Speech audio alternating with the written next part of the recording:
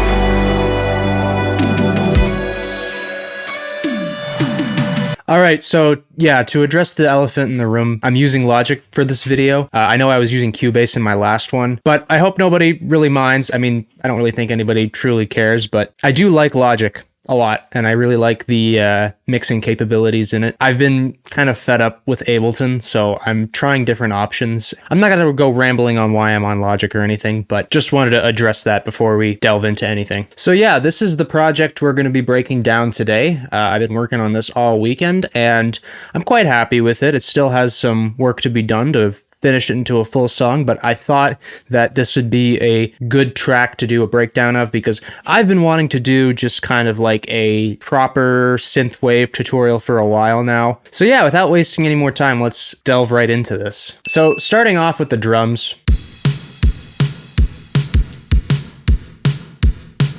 I have this track set to 160 beats per minute because I was going for that kind of fast tempo, outrun style, police chasing you down the street after you try to rob a bank or something. That's kind of what I was going for, and that's why I have these police sirens here in the background, as you probably heard in the preview. With the drums, 80s style drums are very easy to find samples for on Splice and whatnot. Here I used for the kick a Lindrum style kick. This is from the Midnight sample pack on Splice. Very, very good sample pack. I mentioned that again in my last video, but I'm going to mention it again because there's so many good drums in that pack. And then for the snare, I didn't actually use a sample. I was going through Nexus and I saw in the vintage synths pack they had all these drums, these drum kits, and I was going through them and they actually sounded pretty good. So I just took one of them for the snare here. The kick and snare are going through this bus. I have some processing going on, so I'll just disable everything here. They're a lot quieter right now because I did a whole bunch of compression, but I started off with this tape saturation. Adds a nice bit of oomph to the kick and the snare combined together, and they smear the transients, which is something, again, I mentioned in my last video, but I find it really adds to the authenticity of this style when you use tape saturation, and it works really good on these styles of drums. Then I added a bit of compression with the UAD 1176 AE compressor. Love this compressor, always use it on drums. I have the attack on slow, release at 7, which is the fastest, and then ratios 2 and 4 enabled, and I just adjusted it to taste. And then we added a transient shaper, and then we added a V-clip to make it loud and get rid of those peaking levels, as you can see here. And it also adds a little bit more drive with the soft clipping. And then just a bit of EQ to boost the highs, not really super necessary, but I felt it needed it. And then I have it being sent to gated drum room. And I'm using Chromaverb for this because Logic has a lot of very good stock effects, and Chromaverb is one of them. It actually had a 80s ballad drums reverb that I thought sounded really good. I tweaked it, I think, a little bit, but... And then I put some, which is just a gate to cut off the reverb after a certain amount of time, giving that gated reverb effect. I have it sidechained from the kick and snare bus. And then just EQ, getting rid of the lows and taming the highs a little bit, because without that, it kind of sounds annoying in the mix. I'm also, in the chorus specifically, I layered a clap from Nexus as well, which is vintage claps. It adds to the kind of impact of the snare. Without it, with it. Now for the rest of the drums, for all my percussion, I have a lot going on here. I wanted in the verse and breakdown for it to be a little bit more subtle, but when the chorus comes in, everything just kind of builds up together and makes it sound big, and like there's a lot going on, because these drums are supposed to be very kind of fast paced. You want to give it, as I said, you want to have the vibe that you're like you're running away from something, or you're running towards something. That's exactly what this style is to me. And these are all just drum loops. I mean, I didn't really program anything. I don't really often program my own hi-hat patterns unless I want something really specific these days, but and these are all, actually I think most of these are Oliver samples from Splice. Now, some of them are from Neon Wave, but these 4 here are from Oliver's pack. And they're not processed crazy a bunch. I have them panned slightly just to add to the stereo field, but there's not a whole lot going on in terms of processing. I have some other percussive elements in there though. As you can see, I have these cowbells, some claps, and these toms here. I did a lot of processing to these toms, or I did some processing to these toms just to make them stand out in the mix. These kinds of toms are essential to this style of music. And this is just a Nightwave sample without any processing. Kind of just sounds like that. So I added some reverb right onto the channel. I usually do reverb in parallel, but I did it right on the channel because I wanted to compress it together with the actual tom sound. So I added this compressor here. This is the stock Logic compressor on Studio VCA. A lot of these are actually recreations of vintage compressors or popular studio compressors. So, this is why I really like Logic for this kind of music. It has a lot of viable emulations for certain, vintage sounding compressors and plugins and whatnot. And then just some EQ just to tame the high end a little bit. I thought there was a kind of annoying frequencies here. So as you can see, all of my percussion's being sent to this bus, my percussion bus. And the one thing I'm doing here, I do this on all of my music. There is just a transient shaper on it with sidechain enabled input 3 and 4. And then I'm actually using the sidechain trigger as the input. And then this is just getting rid of the transients, not getting rid of them. It's just kind of reducing the volume of the transients when the kick and snare play, just so that there's not a ton of peaking and we can save a little bit of headroom. I have it kind of around 9-10 o'clock just because all the way down it sounded kind of weird, but I found that up here it was pretty good. So that's it for the drums. Let's move on to the instruments. There's a lot of layers going on here, especially in the chorus part. But in general, I have the same kind of progression going through the entire track. I started with this sustain bass. I started with the notes here when I was first writing this. And this is a Neon Wave preset. I did not touch anything on here. I think I adjusted the cutoff, but very good preset here in Serum 2. And I did a bunch of processing to it, as you can see. First, I did a EQ here in Pro Q4, just carving out some of these frequencies that were clashing with the other instruments because it was taking up a lot of space. This very full frequency sound, was taking up a lot of space in the mix. So I just carved out some of the non-essential ones. And then I did another EQ. I think I just thought maybe the top end was a little too harsh for my taste. So I could have done it in Pro Q easily, but I just did it in the stock channel EQ. Then we got Neutron 5 here, Neutron 5 Unmasked, and I have that because underneath the sustain bass, I have this layer,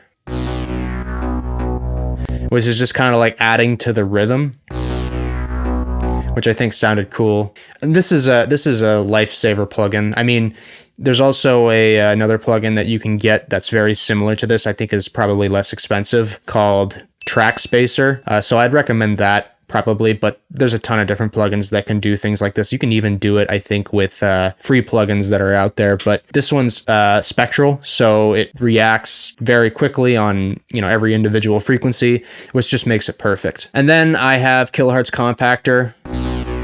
This is just specifically for the bass and the kick. I explained this in my last video, but this is just kind of what you call ring mod sidechain, or I don't think this is true ring mod sidechain, but basically it's carving out the amplitude of the kick exactly into the waveform of the bass. It's basically carving out the exact amount of space that the kick needs to cut through the bass, which I think is really useful. You'll hear like slight artifacts when the kick is playing, but it doesn't really matter. You won't even hear those artifacts with the rest of the elements in the track, so you don't need to worry about that. And then I just have this gain automation. I did that just before the chorus, just to cut off the tail of the bass before the chorus hits. Also, speaking of automation, I'm also doing some automation to the mod wheel, which is controlling the cutoff. I don't know why I have it like this. I don't think this was my intention, but I guess I didn't notice. I'm just gonna fix that real quick. But yeah, I just wanted it to kind of open up the cutoff over time. Now, with the chords,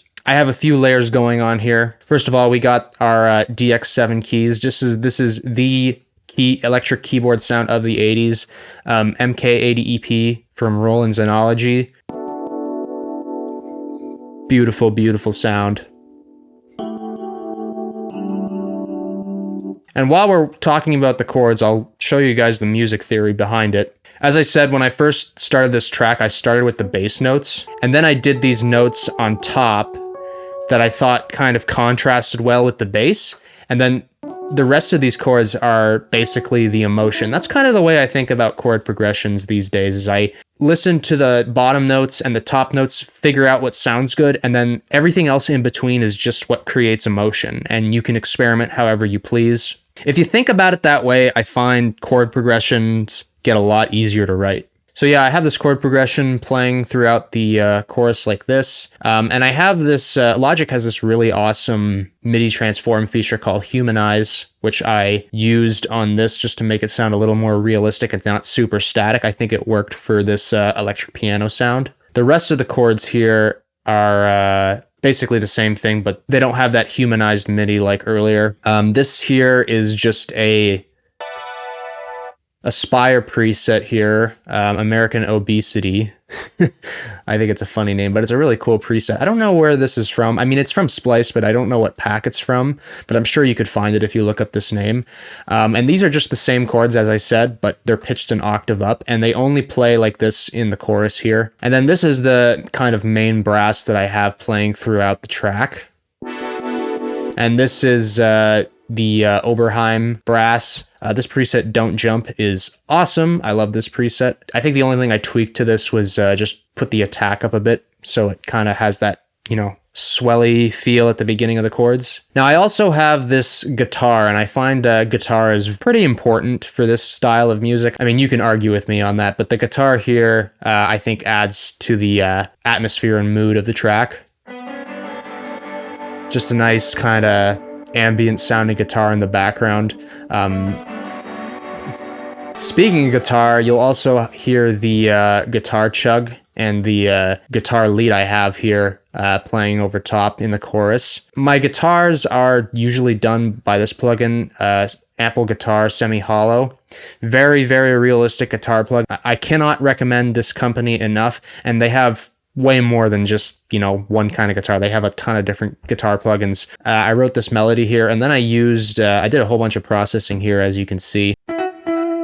Just by itself, it sounds like a jazz guitar, you know, your standard jazz guitar. This is the stock amp plugin here inside of Logic. It sounds great. There's a lot of different options and a lot of different presets. I have it on this modern rock preset, which I think sounded awesome. Added a fuse compressor. This is basically just kind of like an OTT style plugin, which is very flexible and very customizable. It's good for people who, you know, don't have Ableton, I guess, but want OTT, but they want to be able to customize it more heavily. That's what this kind of plugin's for.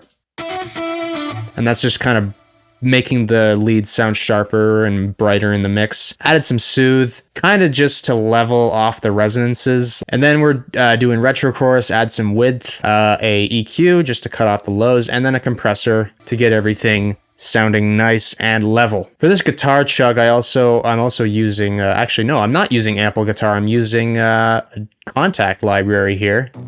Shreddage 3.5 Jupiter. Yeah, I forgot I had this, but another good Kontakt library. And I think it is compatible with Kontakt Player, so you can use Kontakt Player. You don't have to buy the full version of Kontakt to use it, which is nice. Similar processing though with the other guitars, except I'm using Guitar Rig for the amp presets. It's set to basic Tweed Delight. And yeah, that's basically it for the guitars. Now this is the main melody.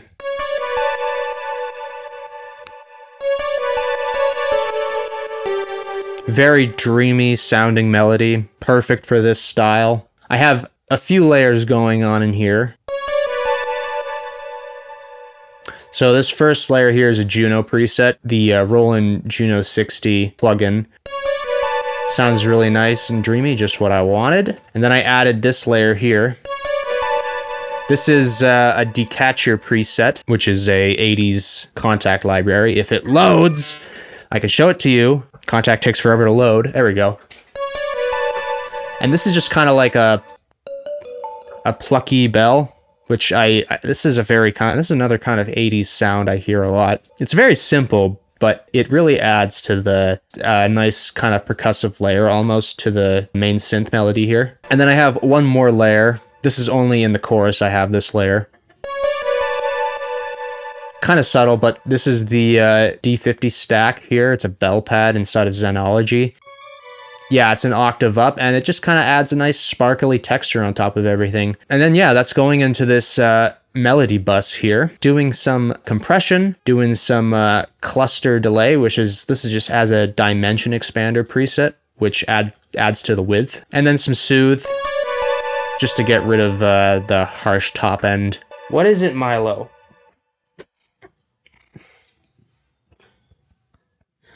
Say hi, Milo. Say hi. Say hi to YouTube, Milo. Okay, he's sitting on my lap now. He's usually more talkative than this. Okay, anyway, I'm losing focus here. In terms of other elements I have, right before the chorus here, you'll see I have this bass slide.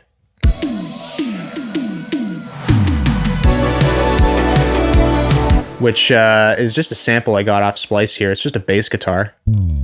But I like that it just kind of slides into the chorus. It's just always a nice thing I like to have right before the chorus or the drop in this kind of style of music. I'm also doing some other elements here in the chorus, kind of background elements. There's this ARP here that I got off Splice. Very faint in the background, and it's just kind of like there to, I'm going to say, add a counter melody layer, but it's a very subtle counter melody. And it kind of follows the main melody, but you can just barely hear it. It's one of those felt not heard kind of things. And then I have this background pad string thing, you know, using Selena V2, which is another emulation of a really nice synthesized analog synth, and it's on this ambient mono voice preset. I put some super VHS on here to give it some pitch drift, and this magic chorus here is amazing, perfect for this. It's, again, very subtle, felt not heard. In the pre-chorus, though, I have some other stuff going on. As I said, I put a police siren here in the background. I have it throughout the intro and pre-chorus, but it cuts out at the chorus. And then I also have this tape hiss, which I left specifically for the pre-chorus because there's no drums going on here, or well, there are drums, but it's not like the same drums. It's more subtle just to kind of add impact.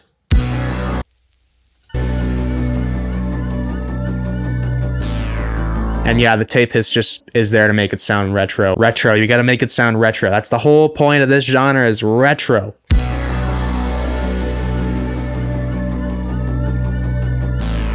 And you can hear that guitar chug going on in the background. That's a very, very good thing to add that to this kind of music. Like without it, it sounds so, you know, there's not a lot of rhythm. It sounds very boring.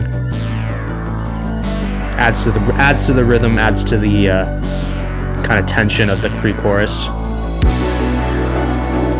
Oh yeah, I also have this vocal pad. This is another sample I got off Splice here. And this is panned slightly to the left. No processing at all on this, I just realized. Now, all of these instruments are going to a sidechain bus or pre-master or whatever you want to call it. And there's a few things going on here. First of all, you'll see there's a retro color RC20 plugin here. And that is for automation just during the buildup. It just kind of washes out. It's got some good, you know, these presets here, magnitude transition. They're good washout presets, I find, and I'm using them here on the pre-chorus and just at the end of the chorus.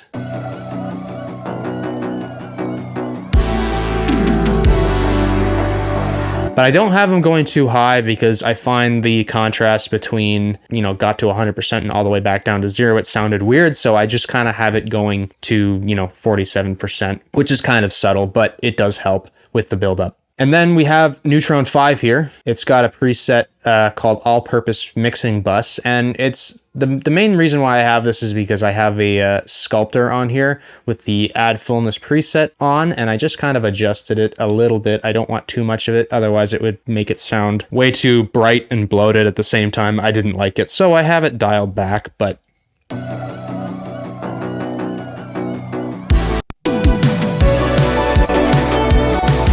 you can hear with it, it just kind of gives the impression that it's, you know, brighter and yeah, it's fuller, even though it's kind of scooping out the mids and just adding lows and highs. It's kind of, you know, that smiley face kind of shaped EQ. And then we're doing the, this is the main sidechain here. It's being routed from the sidechain trigger channel that I was talking about earlier. And subtle sidechain. I don't like putting very harsh sidechain on this kind of music because, you know, you want the melody and the instruments to cut through in the mix. You don't want them, especially because the drums are so fast paced, like it just doesn't need it. But it ducks down enough that, you know, it helps with the mix. Like even without it, it sounds not too bad.